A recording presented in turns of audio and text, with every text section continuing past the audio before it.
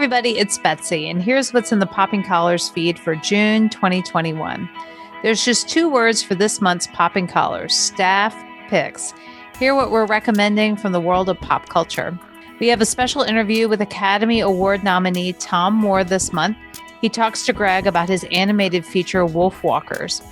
The Going on 30 mob movie marathon continues this month.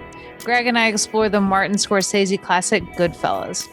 Finally, The Sacred Six wraps up our deep dive into The Wire. Special guest Eric Matoyer discusses the series finale, simply titled 30.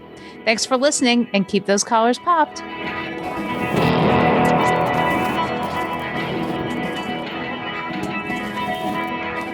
Hello, this is Chris Arnold, and I was the guest on episode 1 of Popping Collars. Hello, this is Shana Watson, ordained priest serving at St. James Episcopal Church in Lancaster, Pennsylvania. I'm John White. I'm the podcast editor at Episcopal Cafe. Hi there. This is Reverend Eric Matoyer from the Episcopal Diocese of California. This is Kyle Goodman, the lead pastor of Alamance Presbyterian Church. Hi, I'm Richard Lindsay, the godfather of Popping Collars. Hello, I am Holly McHale Larson, pastor at St. Paul Lutheran Church in Oakland. Hi there, this is the Reverend Martin Elford from Grace Memorial Episcopal Church in beautiful Portland, Oregon, and you are listening.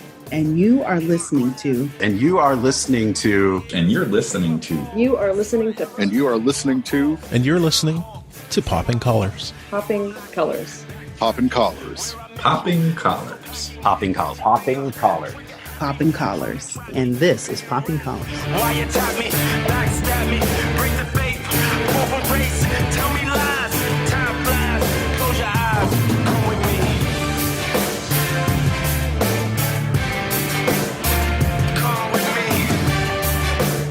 me. Welcome to Popping Collars, podcast that lives the intersection of religion and pop culture, faith and pop culture, meaning in pop culture, whatever you want. And actually, that's our theme for today. Whatever we want, it's up for us to decide. That's right. 2 words, staff picks. Oh, wait. My name's Greg Knight. Forgot to introduce. It's been one of those We're going to restart. Oh, that was kind of cute. You should keep it that way. Yeah. Hi, everybody. Welcome back to the intro. My name's Greg Knight. I am the director. No, I'm not. I am the associate for Christian formation. Yes. At the Church of Bethesda by the Sea in Palm Beach, Florida. With me are my co-hosts, Ricardo Avila. You're in my top left-hand corner. What are you up to? Hey, Greg. I am at St. Luke's Episcopal Church in Los Gatos, where I am the rector. Rector means ruler. Rector means boss. Yes. But, they sass me all the time, so they keep me in my place. Things are going well here. It was 92 degrees today, which is kind of not great. I'm not ready for that yet, but it sure is beautiful. My big news is that William and I just moved into a condo. This is the first time I've ever been a homeowner. But I got to tell you, owning in the Bay Area, it is no joke. So it's very exciting. The boxes are about 90% unpacked, and life is good. Lovely. Liz Easton is also with us. Liz, where are you? Hi. What are you up to? Hey, Greg. I'm the canon to the ordinary in the Diocese of Nebraska. I live in Omaha. And what's new for me is that we've just started sort of reaching back into diocesan travel, which has been really exciting to visit those communities that I've missed seeing in person for the last year, which is awesome. Holding that tension of still being in a pandemic, but opening things up a little bit, which is, I think like a lot of people, I'm having some trouble stepping into that place, but I'm very grateful to finally be able to. Nice. And finally, Betsy Carmody is with us. Betsy, how are you? What's going on? Well, I'm here in Alexandria at the Episcopal High School as this school year finally comes to a close. Thank the sweet Lord Jesus. I think we're all done with each other at this point. By the time this airs, they'll all be gone. We'll be on summer vacation. It'll all be very exciting. But it has been a long year, and we're getting ready to put a big exclamation mark on it with a giant cicada brood that's showing up. So that seems just about right and on time. So they have started to come out. My dog ate a couple of nymphs today. Seemed to get a little hacky about that. Maybe the nymphs weren't happy about being eaten. But I lived through 2004, and I know the apocalypse that is about to set upon us. So we will see what is revealed by the showing up of Brood X. Wow. It really feels like biblical plagues in the last couple of years, doesn't it? Like, what else? When frogs start falling from the sky? I mean, is that it? Is it frogs? Sure. Hey. Yeah. You know. Blood. I know there's something with blood. Water turns to blood. You guys get regular cicadas, though, right? We do. We get regular cycles of them every year. But this is Brood X that I was living in Northern Virginia in 2004. Our listeners can't see Ricardo's face, which is like... I don't understand. I live in California where there are no bugs. I don't know what's happening. These bugs you speak of. The temperature's wonderful. I'm sitting there thinking 92, that heats that soil up. We just got to get to 64 consistently around here, and they're going to be everywhere. Until 2 years ago, I thought cicadas were trees. God bless you. God bless you, Ricardo.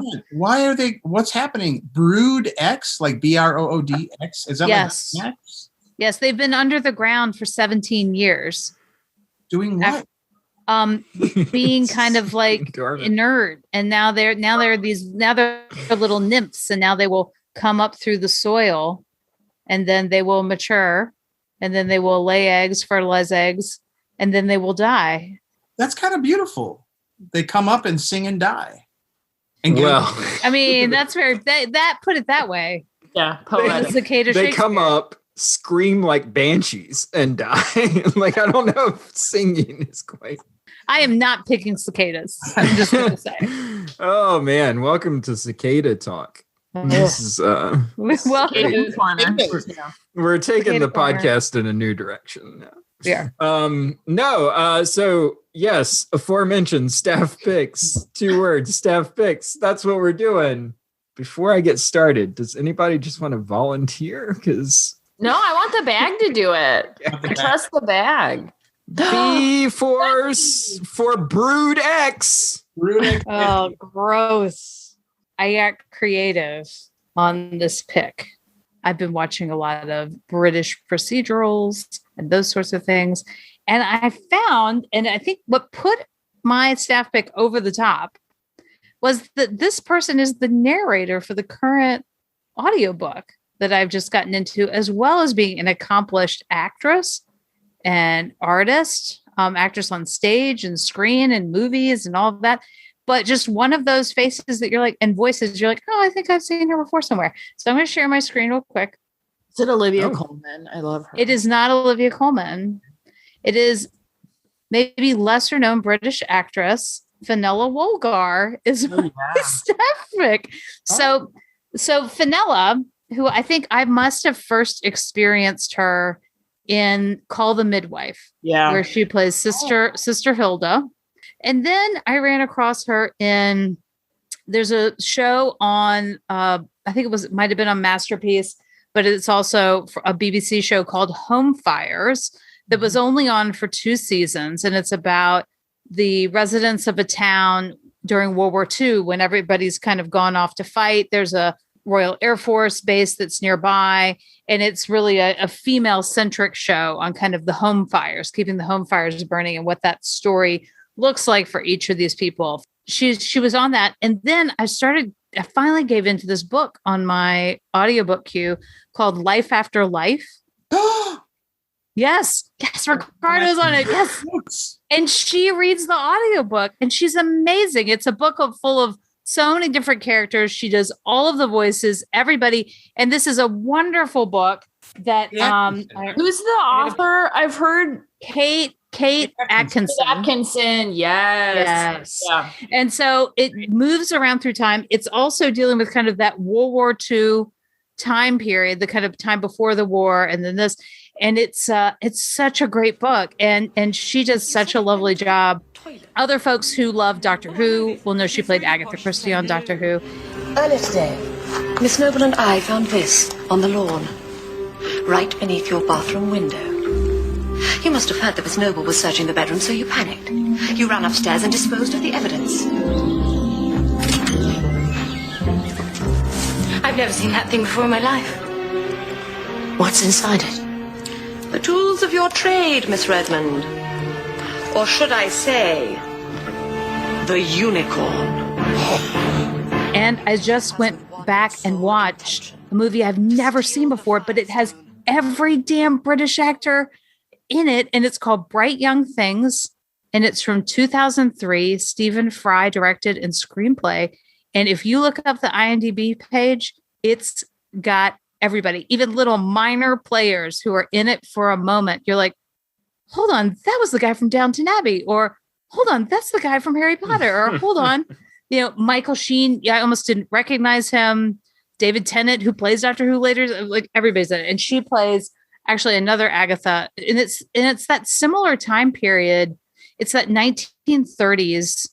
These are the bright young things. Like their parents served in World War I. They were children then, but then what's coming in that World War II is around the corner for them. There was something captivating about seeing that movie and thinking about us coming out of COVID and what does all of that mean for us, and watching, and then even in the movie, they're saying, I wish a war would happen for this generation. They're so annoying. Like the older people, and like the way we're talking about millennials and Gen Z and all of that sort of stuff. But she just has a way that every character she's in, she just is in it fully. I love her voice. I love her face, the way she acts. Like I realized, I've been riding one of my ride or dies through the pandemic has been Fenella Wolgar. And I'm like, yes, just start going through her IMDb. You'll be happy. I'll be happy. It was awesome. It was an awesome hole to fall into. Cool. You're a Fanella. I am a Fenella. I was hoping, I'm like, where are the Fenella like devotees? Maybe we're starting it now. And it's nice to see those like a sort of a through line, if you will, a thread. Makes you feel like there's meaning in the world somehow. I'm making meaning all the time over here. Look, I see it. It was me. It's you. I guess this is a good time to talk about Sound of Music. Or Sound of Metal. Not Sound of Music, sorry. So, the movies were a little strange this past year. It was a lot of like, there were every studio is kind of holding back their big movies that they thought would make like lots of money and stuff. So things like West Side Story and stuff like that, things that would be award contenders were kind of held back. And what ended up happening was these smaller sort of films were kind of pushed to the front. And one of them was from a first-time director, Darius Marder. And it's about a musician, drummer, who loses his hearing. Like immediately loses his hearing. Like he goes from 100% hearing to like 20% hearing in like a day. And he is he's an addict. He's a recovering addict, recovering heroin addict. And because of this, his girlfriend is afraid that he's going to start to backslide because he can't hear, he can't function. And so the rest of the story is that he joins a deaf recovery community. And this deaf community basically teaches him how to live his new life. Because his hearing is not going to come back. Now, the reason that Sound of Metal is really powerful to me, and the reason that it stood out to me from this past year, is there's a scene in this movie where the main character, Ruben, played by Riz Ahmed, is having a conversation with basically like a sponsor, the guy who runs the center, the deaf center where he's staying, the recovery center. And he's trying to figure out how to fix himself. Ruben is. He's trying to like figure out like, how do I fix my hearing? How do I fix my life? How do I fix my relationships? And the task that he's given by the guy that runs the center is, here's what I want you to do. I've got a little assignment for you, okay? You get up early, right? Yeah, pretty early, yeah. I'll have hot coffee waiting for you at 5:30.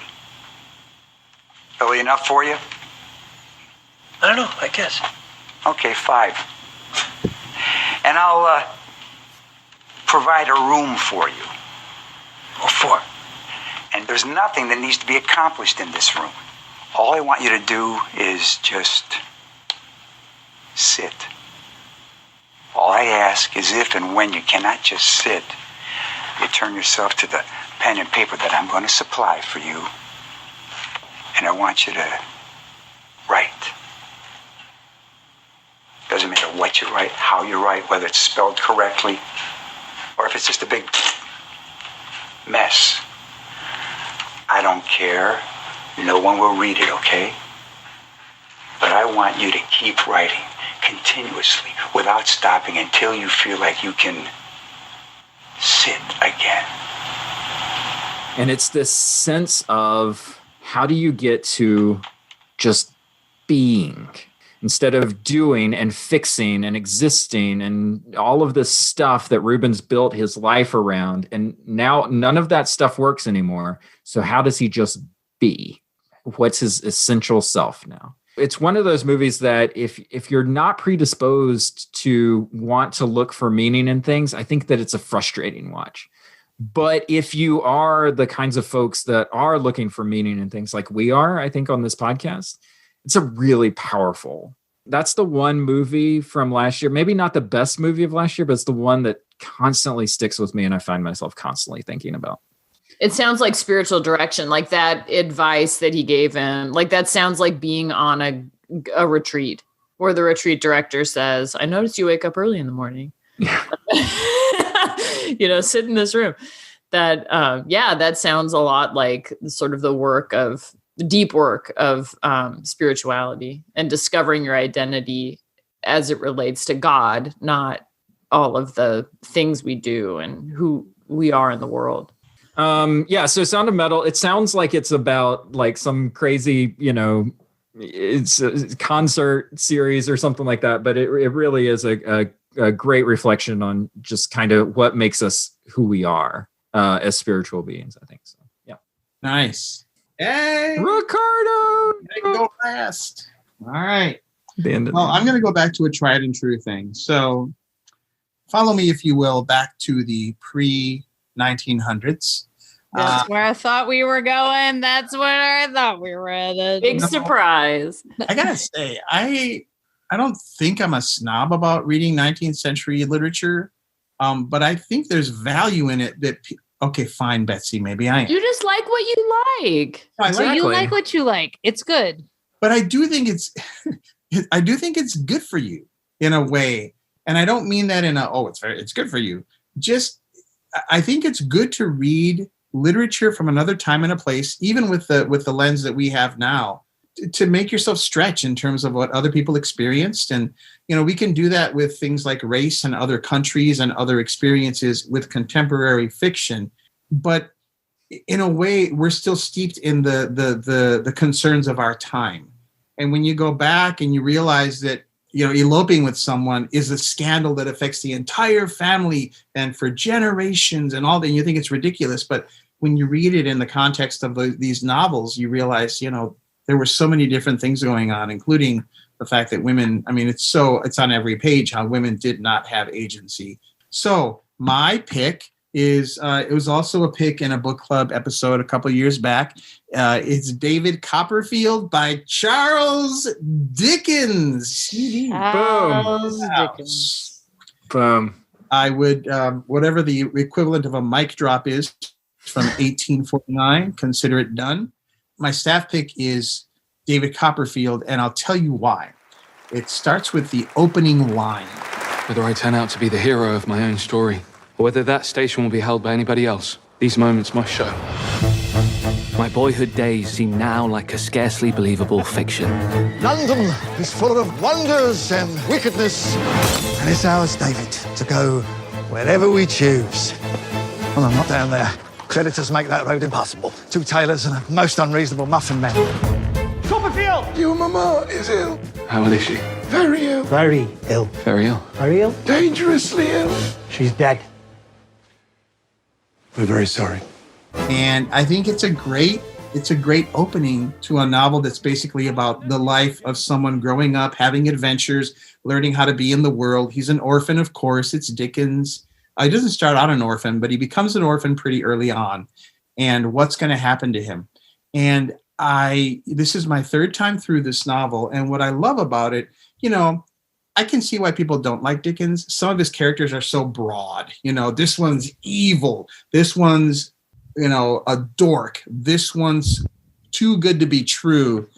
But there's enough nuance in every character that you can see why they behave the way they do, or why the people around them are affected the way they are. And I think that's sort of the broadness of his writing helps us relate in a weird way. It's not so specific that we can't understand because it's from another time and place. I love his characterizations for as over the top as they can be, because I think deep down they're more like archetypes, and you really learn something about yourself. The real thing that matters is the goodness in people. And I'm going to tell you the answer to that first line. This is a spoiler alert. I believe David Copperfield does become the hero of his own life. And it doesn't seem that way in the novel, because he's kind of in some ways, a passive character throughout, and all these other characters are doing intense things all around him. But because he maintains his goodness throughout, despite all the stuff that happens to him or around him, I think he inspires the people around him to be good. So I say David Copperfield. I say listen to it on audiobook if you think it's going to be too long on a book. Betsy's yawning now, so it's time for me to stop. No, don't ignore. Was David Copperfield serialized at first? Yeah, most of his novels were. They came out in installments. So that's really pop culture, for the time. That folks, it was like the binge reading, have you seen the latest installment of David Copperfield? Or whatever. People ran to the newsstand to get the copy when they knew it was coming out. As I think I mentioned in a previous podcast, Old Curiosity Shop, there was a cliffhanger as to whether Little Nell was going to die. And when the ships were coming into Boston Harbor or somewhere with the next installment, people were lined up on the docks yelling, "Is Little Nell dead? Is she dead?" It's like, who shot JR? Yeah. Better. Yeah. It's better. Who shot Little Nell? Yeah. But what I've liked about this looking back, Ricardo, and at least I'm experiencing, I guess, modern storytelling about the past with this kind of focus that in the things I've been consuming lately of kind of the 1920s through World War II. What do you feel like you've learned? What echoes of the pandemic do you see? Well, I think the thing that I latch onto with David Copperfield, and maybe it is because of the pandemic, is how much people are there for each other in times of crisis. Despite they're the bad guys, and the bad guys are kind of winning most of the time and wreaking havoc. But in the midst of all of that trauma, Agnes shows up to encourage David at points in his life that kind of save him. And Mr. Peggotty is out searching for his niece who is lost because she's run away with someone, and her name is tarnished because he loves her. So that sort of, reaching out and grasping onto people you love and care about, those connections. I think I've said before, in some ways, our parish has grown closer online because they have the distance of Zoom or Facebook Live and can share a little more deeply. In person, they're a little more, personaed. And the pandemic and virtual living has, I think, revealed vulnerabilities and strengthened friendships, weirdly enough, maybe because of adversity as well. Okay, that's my staff pick. Nice. Liz, we have finally arrived. The fourth and final staff pick. The last time that we did this was during the pandemic, I think. And I think I referenced the sweater that I was wearing every day of the pandemic, which I want our listeners to know I'm wearing right now. She didn't burn it. She said she was going to burn it. I said I would burn it when the pandemic was over. Oh, okay. Got it. That's close. Got it. The other pandemic edition is this incredible amount of hair that I'm just carrying around with me all the time. Hair. My COVID hair, it's so much hair. And you guys, listeners, you can't see it, but It's a lot. I'm just telling you. It's a lot. So I will, no surprise, be giving as my staff pick a book. And you all know, I think, that I'm a big reader of fiction. The book that I have to recommend is actually a nonfiction book, which some of you may have read. It came out a few years ago, but it's called Say Nothing, A True Story of Murder and Memory in Northern Ireland. Ricardo's read it by Patrick Redden Keefe. That was your pick? Yeah, it was a book club pick last year. Oh no. Okay, I didn't say that much about it. Talk about it. Well, I want to. It's been in my cart in Amazon to give to my father. Oh man, it's really good. So here's a little backstory for me: is that my grandmother, my maternal grandmother, emigrated from Northern Ireland to Washington State during World War II. Before the war had ended, actually. And so my mom grew up with all of her, aunts and cousins and grandparents living in and around Belfast. So that was sort of like our maternal home in a way. And we were sort of always tracking what life was like there. This book is about the conflict sort of for liberation of Ireland, I guess would be one way to say it, but also the conflict between paramilitary groups that were the IRA, the Irish Republican Army, that wanted a unified and independent Ireland, and then also the loyalist paramilitary groups that maintained an identity with England. And it begins by sort of telling the story of a woman, a mother, who was taken from her home in the night and sort of disappeared. It was considered one of the greatest atrocities of that conflict, called the Troubles, but was never really solved. So even though everybody knew that the IRA did it, the IRA never claimed it, and no individuals did, but it was a real atrocity, taking a mother away from a lot of children. She was a widow. There was a peace accord in the late 90s. There were often truth and reconciliation commissions when conflicts came to an end, that one of the ways for places to move forward was to have a truth and reconciliation commission, probably most famously in South Africa, but they also did it in Rwanda. They've done it elsewhere. But Northern Ireland and Ireland never did that. And so sort of a compromise, or a sort of a creative solution to that idea, was that a number of scholars from Boston College created this project where they would record oral histories from paramilitary leaders on both sides of the conflict. And the agreement was that they would not release the transcript of their testimony until after they had died. So what's happened in the last few years is that these folks have died, and then their testimony is released after their death, and then these big revelations are made. And one of the revelations had to do with who ultimately was responsible for the death of this woman. So the book sort of tells that story, but it also really dives deeply in this really personal way into sectarian conflict, which, is as old as anything in the world. When we become so radicalized that we actually kind of lose sight of the purity of our ideals. And it's just a really interesting exploration of sort of what happens when we put such stock in our ideals that we end up compromising our morals. Part of the book tells the story of these two sisters, Marion and Dolores Price. And they both go to prison for setting car bombs that had no fatalities, but they were really devastating car bombs in London. They went to jail. They were part of the hunger strikes and everything. They were released from prison. It mainly tells the story of Dolores Price, who goes on to, she's always a Republican, but she does grow disenchanted with the IRA. Dolores had one very Catholic aunt on her father's side who would say, "For God and Ireland." For the rest of the family, Ireland came first. Growing up in West Belfast in the 1950s, she dutifully went to church every day. But she noticed that her parents didn't. One day, when she was about 14, she announced, "I'm not going back to Mass."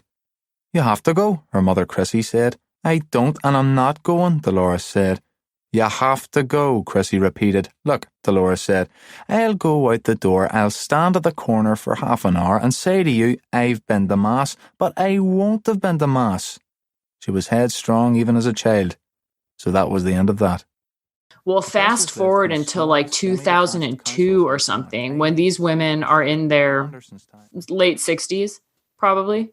The kind of conflict begins to reemerge with the IRA. A group of very young IRA members, like in their 20s, pull up and gun down 2 British military officers who are picking up a pizza. And it turns out that the phone call to pick up the pizza or something was placed on a burner phone. And, you know, in Great Britain, they have CCTV cameras. baby. I've watched enough British procedurals. Okay. Yes. Okay. There's always film. Exactly. So they tracked down the CCTV footage of the person buying the burner phone for these 20-year-old IRA thugs. And in the footage at the convenience store, this person picks up the phone. She's wearing a hood. She picks up the phone and then she turns and looks at the camera. And it's Marion Price, who is in her late 60s. She never left the cause. It's this chilling moment in the book where you realize like this type of radicalization can grab hold of you and never let you go. Anyway, that's my staff pick. Wow. Wow, real cheery. I'm glad we went for that one. Sorry. Yeah. It's good. I remember you all talking about this book, so it makes me I don't remember us talking about it, so I'm sorry. I have a memory of this book. Like I really I need to just get it. I rewatched Dairy Girls after reading this. Has any of you watched Dairy Girls? Yes. Oh my, so good. It's amazing. BBC kind of, I don't want to say sitcom, but like short. It's kind of a sitcom. It's a sitcom. Yeah. Set in Derry or Londonderry, depending on your political persuasion, in the early 90s. And it made so much more sense to me after reading the book. Like Jerry Adams, when he was on TV, they had to use a voiceover actor to say what he was saying. So like his image was like a video of him was on television, but they had to use a voiceover actor saying his words because the BBC had agreed that they would not elevate a terrorist to having voice culturally. So they used a voiceover actor to say his words. And then, of course, he was elected to Parliament. You know, you talked about radicalization, Liz. I think that that's really sort of the scary thing, is that you're willing to sign up to be a perpetrator and a victim. Like you're signing up, like you're signing your life away, which is which for us, for people who work in this world where we're trying to free people from these dogmas, right? Well, and that's what's so amazing is that it's it's allegedly a conflict along religious lines. It's not, of course. There's a religious aspect to it, but when you think of like the work that the church in both the Protestant and Catholic Church have done to sort of help people understand that this is not the way, that we have this other story to tell. There are equally clergy people and churches who are helping with this. And I mean, even priests who would come in to hear the confession of people right before they were executed or to say their last rites. Yeah, it was a great episode of Victoria, the dramatized story of Queen Victoria when Ireland comes into the picture politically, and just how people were starving there. And it follows like a priest there trying to do what he thinks he should be doing and helping the people, and how there are all these systems in place. I mean, it's systematized, just kind of pillaging of a country. The Irish potato famine. Yes. 1845, 50. Yeah. What I don't know the details, but I know that I can say this with honesty. What the British allowed to happen right next door to them, with hundreds of thousands of people dying of starvation while they were doing pretty fine, it's unconscionable. So it's shocking. And that, takes us back to Dickens in time. Yes. Dickens. It all comes back to Dickens. Of course it does. All right, that's it. We did it. Good job, everybody. Listen to this podcast. We gave you an actor to follow. We gave you a movie to watch. We gave you 2 books to read. I mean, that's what Staff Picks is for. That's Homework list set. Mm-hmm. Do your work. You can find Popping Collars on the web at poppingcollarspodcast.com. You can find our podcast wherever you're listening to it right now. And also, our podcast is featured each month on episcopalcafe.com. You can, what do I say? We love Episcopal Cafe. It's like, that in. We love Episcopal Cafe. And you will as well. Check them out for all your Episcopal news, needs, and beyond. And with that, that's Popping Collars for this time. Thank you, Ricardo. Thank you, Liz. Thank you, Betsy, for all of your ingenious staff. And in the meantime, keep those collars popped. Hey, we did it. We did it. Everybody. Good job, everybody.